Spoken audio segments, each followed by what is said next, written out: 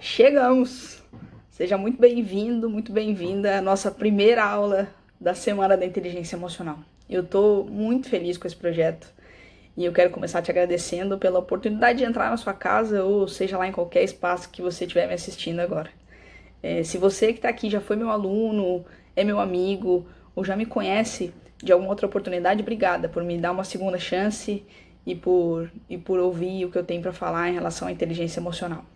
Se você ainda não me conhece, eu vou me apresentar para você agora, mas antes de qualquer coisa eu quero que você saiba, a inteligência emocional é uma ferramenta que eu acredito e que eu pratico todos os dias. Então eu espero que eu consiga passar isso para você e para todos que estão aqui. Meu único desejo é esse, é que quando a gente sair de cada uma dessas aulas e que ao final dessa semana que a gente está propondo, vocês consigam ver uma forma de aplicar no seu dia a dia e que algo do que a gente conversar aqui faça sentido. Gente, de formação, eu sou psicóloga e então tenho essa perspectiva do desenvolvimento humano e do aspecto emocional das pessoas desde a minha graduação.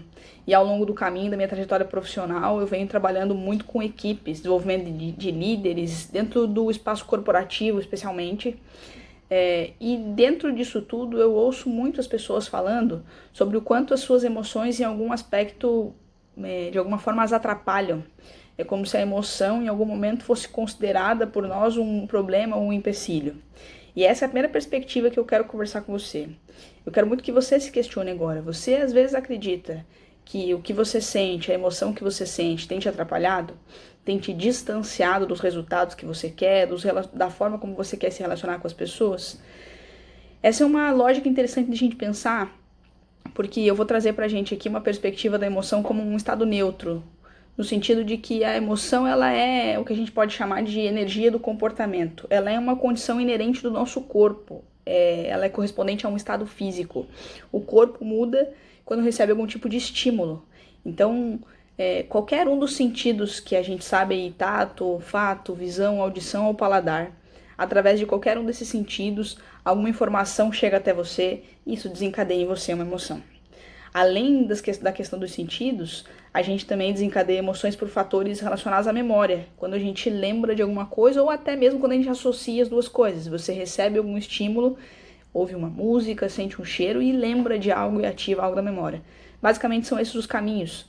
O importante é entender que esses caminhos te levam à emoção e que a emoção, sendo uma condição inerente nossa como ser humano, a gente não consegue deixar ela em casa para ir para o trabalho, por exemplo, ou deixá-la no trabalho para vir para casa. Isso faz parte de quem você é. Nós não temos controle sobre as emoções. Essa é uma lógica interessante da gente pensar. E mais do que interessante, é importante que a gente entenda, porque a eficácia da emoção mora exatamente aí, no fato de que nós não podemos controlá-la. Como assim, Jamile? A ideia é que a emoção, sendo uma reação fisiológica, é algo que vai, como eu brinco, ela vai visitar você em várias oportunidades. Em situações que você já está acostumado a viver ou em situações que você nunca viveu. Você vai despertar, o seu corpo vai despertar um processo de várias reações. Eu costumo dizer que a emoção é como se fosse um recrutamento do teu corpo, onde ele vai juntar tudo que ele tem de melhor diante de uma situação, como por exemplo, de ameaça da vida, quando a gente sente medo, diante de uma situação onde você sente que algo importante teu tá indo embora ou tá se perdendo, como é o caso da tristeza e assim por diante. Então a emoção, além de ser um processo que a gente não tem controle, ela é eficaz exatamente por isso. É exatamente pelo fato de que você não precisa consciente ou racionalmente acessar todas as coisas que você naquele momento vai ter como mais úteis para te ajudar. A emoção faz isso pela gente. Então talvez o primeiro caminho, a primeira coisa que eu quero conversar com a gente aqui nesse curso é sobre a ideia de que a gente consiga fazer da nossa emoção uma aliada, como de fato ela é, porque ela tem uma razão de ser, ela existe para isso. Outra coisa que eu trouxe pra gente discutir aqui é sobre a questão de que talvez todos nós aqui, em algum momento da vida, já experimentamos aquela sensação de olhar para trás, olhar para uma atitude e atribuir a culpa por algum erro, por alguma bobagem que a gente tenha feito a uma forte emoção momentânea. Muitas vezes a emoção soa como justificativa.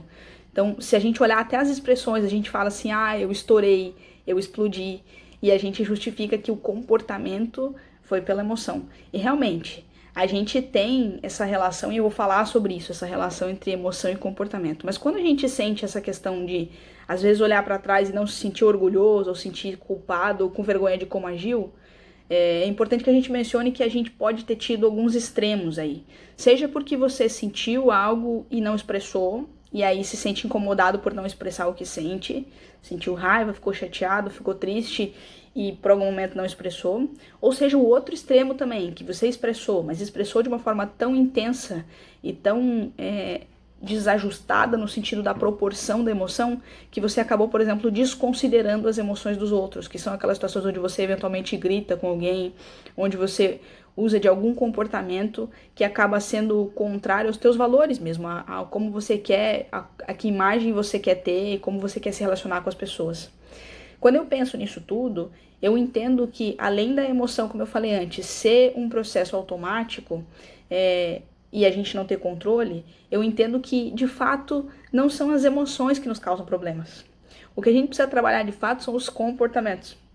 Então, a gente chama de inteligência emocional, a teoria, a técnica, mas eu brinco com os alunos que a gente poderia chamar ela de inteligência comportamental, porque de forma alguma a gente vai tentar controlar, porque a gente entende que não se existe esse controle sobre a emoção, sobre essa resposta fisiológica do seu corpo.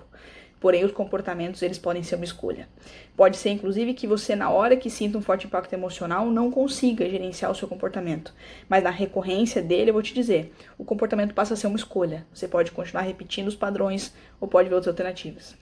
Eu não sei, de verdade, o que você tem passado na vida ou o que você passou. E eu não quero ser pretensiosa de chegar aqui e te dar uma fórmula pronta. Eu tô dizendo só que se a vida que você leva hoje, ou os comportamentos que você tem tido hoje, são as razões pelas quais você atribui que a sua emoção te faz mal, é possível mudar esses comportamentos. Tem uma neurocientista brasileira que eu gosto muito, que se chama Cláudia Feitosa Santana. E ela fala uma frase que pra mim é fundamental, faz todo sentido na perspectiva das emoções, que é a seguinte, que sempre, ou seja, ao longo de toda a vida, é possível mudar comportamentos. E o que causa problema para você no teu dia a dia, muitas vezes não são as emoções, são os comportamentos. Eu vou trazer uma perspectiva agora que eu quero que você pense comigo. Na língua portuguesa, nós fazemos uma distinção entre os verbos ser e estar. Se a gente olhar, por exemplo, na língua inglesa, o verbo é um só. E você pode estar se perguntando por que eu trouxe esse assunto agora. E eu quero que você entenda, quando a gente entende que ser e estar são ações diferentes, que nós não somos nada porque estamos sentindo uma coisa ou outra. Ou seja, trabalhar as emoções como um estado passageiro. Não é porque você sente raiva que você é, por exemplo, uma pessoa agressiva, irritada constantemente. A emoção é um estado passageiro. E entender isso é fundamental. Se o que nós queremos é fazer a gestão da emoção para termos comportamentos mais saudáveis, e a gente vai seguir a aula falando sobre isso, entender que a emoção é um estado passageiro é fundamental. Percebam a diferença entre dizer, por exemplo, que você está ansiosa ou que você é ansiosa. Percebam a diferença de dizer que você está triste ou que você é triste. A condição de ser talvez limite muitas nossas ações. Quando a gente entende que a gente está, a gente consegue trazer essa perspectiva que a doutora Cláudia fala de que nós podemos mudar os comportamentos ao longo da vida toda. O que eu tô dizendo pra você aqui é que nós temos a liberdade de gerenciar o que nós somos, apesar do que nós estamos passando. E isso não se aplica só às emoções. Apesar do lugar onde as pessoas nascem, onde elas moram, ou apesar do que elas fazem no seu dia a dia, isso não é necessariamente o que elas são. Isso é uma parte de quem elas são. Então, emocionalmente, essa perspectiva me traz a possibilidade de dizer pra você que nós temos como escolher a forma que vamos agir. E isso é muito importante. Nós não nascemos com os nossos circuitos cerebrais todos prontos. Eles vão se desenvolvendo ao longo da vida toda. Seja pelas experiências que a gente passa, e mais ainda por como a gente lida, pelo que a gente faz com essas experiências que a gente passa. Então, não necessariamente ser ou não ser inteligente é uma condição pronta. E eu vou falar muito sobre isso pra gente nessa semana aqui. A gente pode até não gostar muito da ideia, porque a gente às vezes tem dificuldade enquanto ser humano com a condição da mudança. Mas a gente precisa entender que todos nós somos capazes de programar mudanças. E aí, quando eu falo programar, eu tô falando de intenção. não é necessariamente se comportar de um jeito diferente, é se comportar de um jeito alinhado com a sua intenção. Que intenção você quer ter para se posicionar, por exemplo, em relação às tuas prioridades ou às tuas relações? Como é que você quer que os teus filhos te vejam? Como é que você quer que os seus colegas de trabalho saibam que você vai reagir ou vai se relacionar com eles diante das mais diversas situações? E essa é a ideia, não necessariamente preocupada com o viés do outro, mas entendendo que o outro é um processo, a gente vai falar disso na segunda aula, é um processo de outrospecção. Tem a introspecção, né, que é você com você mesmo, e tem a outrospecção, ou seja, a gente aprende nas relações com os outros. Então é inevitável considerar que postura eu quero e que posicionamento eu quero nas minhas relações. É importante que a gente entenda isso, que ao mudar hábitos e comportamentos, a gente vai pouco a pouco ensinando o nosso cérebro uma maneira de agir diferente. E a gente para de repetir padrões. A inteligência emocional entra exatamente aí, ajudando a gente nessa, vamos chamar assim, previsibilidade das reações ou dos comportamentos que a gente tem. Vou dar um exemplo para você aqui. Imagina, por exemplo, uma relação tua com um colega de trabalho e um comportamento que ele faz que te irrita. Seja no ritmo de trabalho, ou seja na maneira como ele faz as entregas dele no dia a dia. E imagina que ele tem um comportamento que causa em você uma emoção de irritação. A ideia é trabalhar uma perspectiva que a gente fala de dessensibilizando, ou seja, tirando a sensibilidade que você tem. Essa é uma perspectiva de uma abordagem da psicologia que chama análise do comportamento. E a gente fala sobre dessensibilização, que é ir tirando a sensibilidade que a gente tem das situações. Se hoje o teu colega tem um comportamento que dispara em você uma emoção a qual é difícil gerenciar o comportamento, o que a gente vai trabalhar é para que, ok, hoje você se irritou, amanhã ele faz a mesma coisa, mas amanhã eu já posso trabalhar essa gestão para que eu me irrite menos. No próximo dia, me irrito menos. E essa é a ideia. No primeiro dia, irritação. No segundo, um pouco menos. No terceiro, um pouco menos. Daqui a alguns dias, talvez você consiga, na mesma situação, soar uma emoção, inclusive indiferente. Até que talvez um dia você consiga sentir outra coisa, uma valência positiva, como por exemplo se sentir grato, seja porque aquilo te ensina algo, inclusive talvez do que não fazer. Mas a gente consegue gerenciar na intenção de como eu quero que as coisas sejam. Pode parecer difícil, mas é exatamente isso que eu quero trazer para vocês. Não é fácil, em nenhum momento eu tô dizendo que é fácil. Eu tô só te dizendo que é simples, que é uma técnica, uma perspectiva que faz com que a gente aprenda um pouquinho a gerenciar melhor o nosso cérebro, nossas emoções. As emoções que você tem hoje, elas são apostas do teu cérebro. O cérebro, ele faz previsões, muito com base em como você já agiu em outras situações. Então, avaliar essa relação entre emoção e comportamento e juntar isso tudo, os resultados que você tem tendo na sua vida, vão te dar a oportunidade de escolher o que você vai repetir e o que você vai deixar de repetir em termos de comportamento. Então, basicamente, a inteligência emocional está propondo aqui pra gente pensar em 3 vieses. De quando você sente algo, primeiro, como você vai interpretar o que você sente, a tua percepção sobre isso. Segundo, como você vai agir. E terceiro, o que você vai deixar de repetir. Quais são os comportamentos que você sente que não são saudáveis. A inteligência emocional, gente, ela não é uma habilidade que nasceu com você ou não. Ela é um treino. A cada dia, a cada situação em que você se expõe, você consegue na próxima situação ter uma gestão melhor sobre o teu comportamento. Lembre muito do que eu falei. Ser ou não ser inteligente não é uma condição. É algo que pode ser desenvolvido. A inteligência tem a ver com a capacidade que nós temos de aplicar aquilo que a gente sabe. A pergunta é essa: a gente só sabe sobre emoções ou a gente busca aplicar no dia a dia? Inclusive, isso é o que faz para mim a inteligência emocional extremamente importante. Porque eu vejo nos meus relacionamentos e nas pessoas com quem eu trabalho sinais dessa falta de inteligência emocional. De quando a gente diz algo e queria ter dito outra coisa, de quando a gente expressa de um jeito e queria ter expressado de outro, ou de, principalmente, quando a gente se expressa de um jeito e depois a gente sente que passou do ponto, que invadiu o espaço do outro, enfim. A inteligência emocional propõe um relacionamento nosso intrapessoal e interpessoal mais saudável. Intrapessoal tem a ver com como você se relaciona com você mesmo. E aí cabe você se perguntar, o que você faz quando você sente raiva? Como é que você gerencia isso? A raiva é sua. O comportamento que disparou pode ter sido de outra pessoa. A situação pode ter sido uma situação de estresse, uma situação externa. Mas a emoção está em você. Como é que você gerencia isso? Você tem a capacidade de, quando tá com tanta raiva, ou de quando tá muito irritado, ou quando tá muito triste, gerenciar em você primeiro, porque esse é o primeiro caminho, para depois ir pro outro passo, que é da inteligência interpessoal e saber gerenciar isso com os outros? É importante que a gente entenda isso e que tenha muito claro. A emoção é algo que é seu. Mesmo que ela tenha sido ocasionada, ou que você justifique ela por algo que aconteceu externamente, a gente falou sobre isso já, ela é algo que é seu, é um processo do seu corpo e ela é um sinal. E eu comecei a perceber muitas queixas das pessoas nisso, de que tanto nas consultorias, mentorias ou sessões, enfim, que as pessoas sentiam algo e que consequentemente tinham comportamentos do que eu vou chamar aqui de valência negativa. Ou seja, tinham valência negativa, a gente chama para comportamentos que de alguma forma te afastam do teu, vamos chamar de propósito, do resultado que você quer ter num relacionamento ou em alguma atitude que você tem no teu dia a dia. E aí imagina que você quer, por exemplo, passar para o seu filho a visão de que você é um pai, uma mãe presente e que sempre que ele tiver uma dificuldade, você vai estar ali para ouvir, para respeitar e para ajudar ele a pensar numa saída. Imagina que essa é a perspectiva que você quer ter na relação com o teu filho. Mas quando o teu filho faz alguma coisa que você, dentro do teu sistema de crenças, julga como sendo errado, se você não tem gestão da sua emoção, você vai ter um comportamento baseado só na emoção e não nos teus valores. E pode ser que você aja de um jeito que seja incoerente, incongruente com esse teu sentimento da percepção que você quer que teu filho tenha de você. Pode ser que na hora você grite, pode ser que na hora você tenha um comportamento, e isso é o que a gente chama de comportamento de valência negativa, porque ele te afasta do que você quer.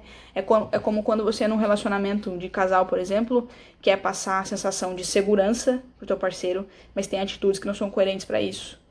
É quando você, no trabalho, quer passar a imagem de que podem confiar no teu trabalho, porque você é eficaz e tem uma performance satisfatória, mas você não consegue, por exemplo, expressar as suas opiniões em uma reunião.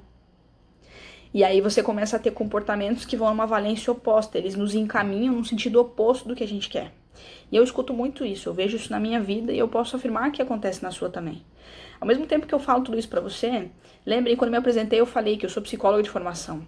E eu venho originalmente de uma ciência que tem muito cuidado com a questão emocional. Então eu não quero que esse curso em momento algum te soe como uma fórmula pronta.